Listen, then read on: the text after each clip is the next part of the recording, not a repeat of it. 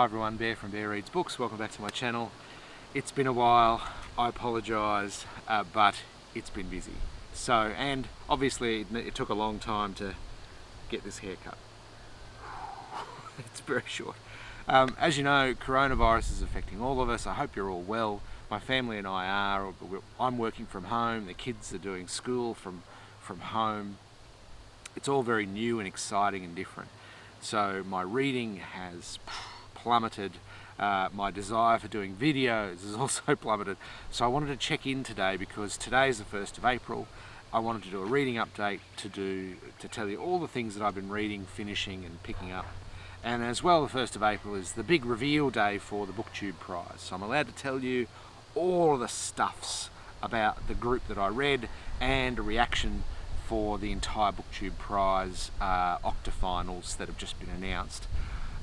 I'm going to split it up into different videos. So this video here is just about a little update for the week about how I've been travelling with my own reading, and then later today you'll see a reaction video for the BookTube prize, and then a separate video with all of my reviews for the 6 books that I've read. So hopefully, if I can get everything organised today, you'll see 3 videos all published today, I'm hoping. Happy April Fool's Day, everyone. And the haircut, well, I didn't feel comfortable going to the hairdresser because of the whole coronavirus thing. So I thought I'll do it myself. I used to do it myself years and years ago when I was at university, so can't be that difficult. I made a mistake and had to fix it up by going shorter and shorter and shorter. And then after a while there was almost nothing left. Oh well. The beard I've still got, it's just very, very, very short. Okay, but we've all been working from home, and I'm finding working from home very isolating. And on top of that, I isolated myself by not doing any videos or telling you what I've been reading. So mentally, you feel quite isolated, and I guess that means you feel like making contact with people even less. And that's how it's manifested for me, at least. So now, today, and Robert has spurred me on with the BookTube prize announcements. So today I really am going to get cracking, release a whole bunch of videos and get this show back on the road. So this week, in the last couple of weeks, I think the last time you heard from me was about 10 days ago on a Friday Reads. I even recorded last week's Friday Reads and then didn't publish it because I just didn't like the video. I seemed really morose and down. And I'm not that at all. I think when I recorded it, I was just busy and thinking of other things, and it came across in the video, so didn't even publish it.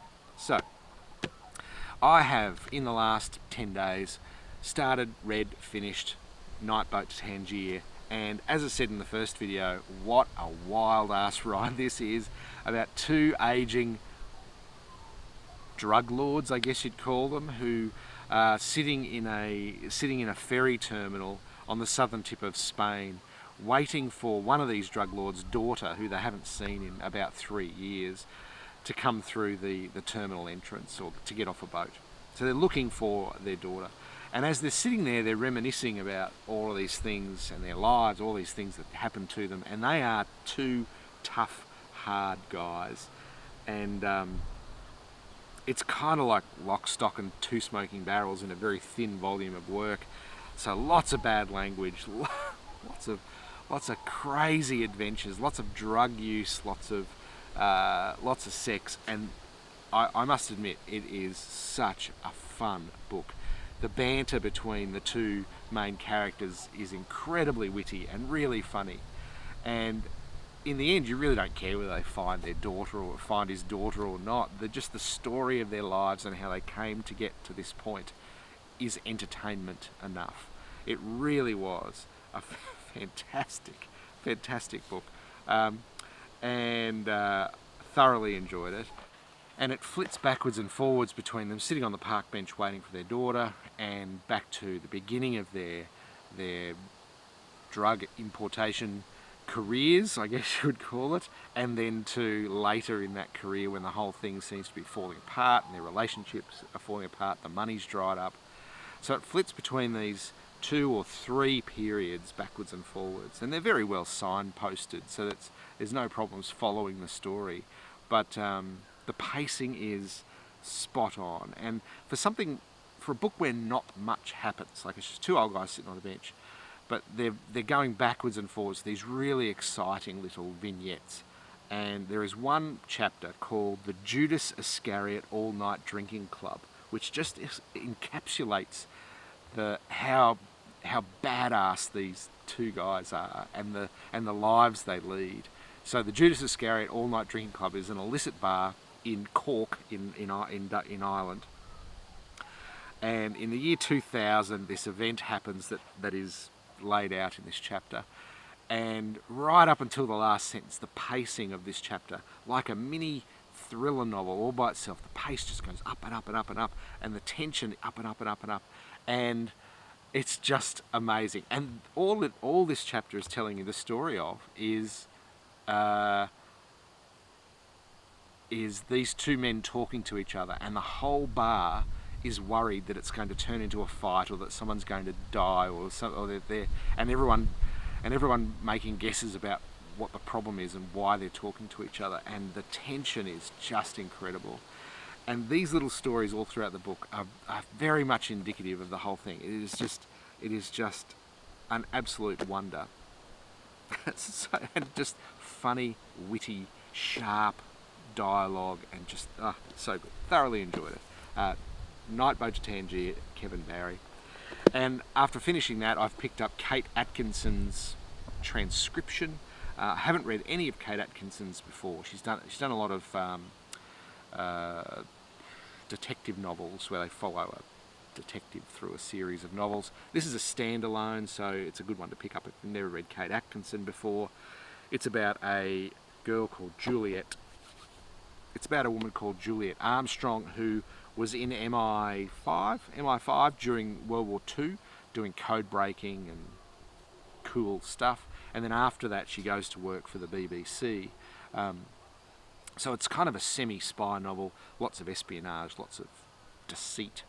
And I'm only just getting started. It has been a very, very slow reading week. But the writing is really nice. The story seems quite entertaining. So I'm really enjoying that as well. Ebook-wise, I finished Edna O'Brien's Girl, and it was, as described in my last video, meh.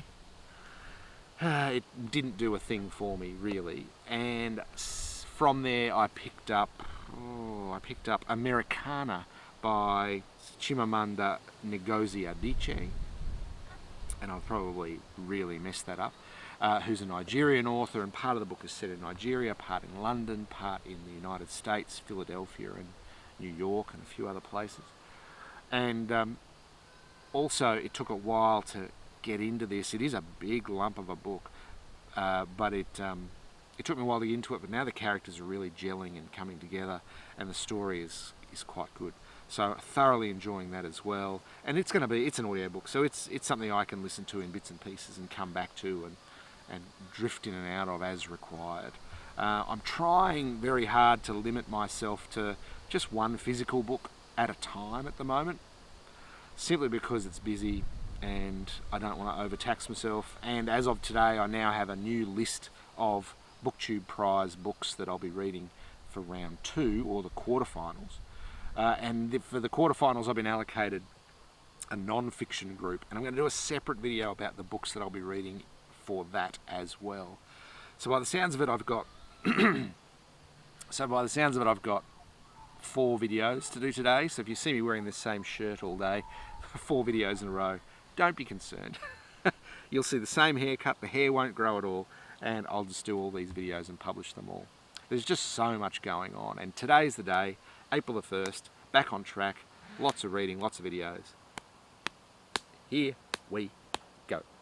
Okay, I think that's it. Nice little update. I hope the coronavirus is not affecting you. Somehow I think it probably might be in some way, whether you're working from home or whether you know someone that's ill. But I hope you and your family are well, and I will be back soon with a brand new video. Have a great day, everyone, wherever you may be, and I'll talk to you again soon. Bye.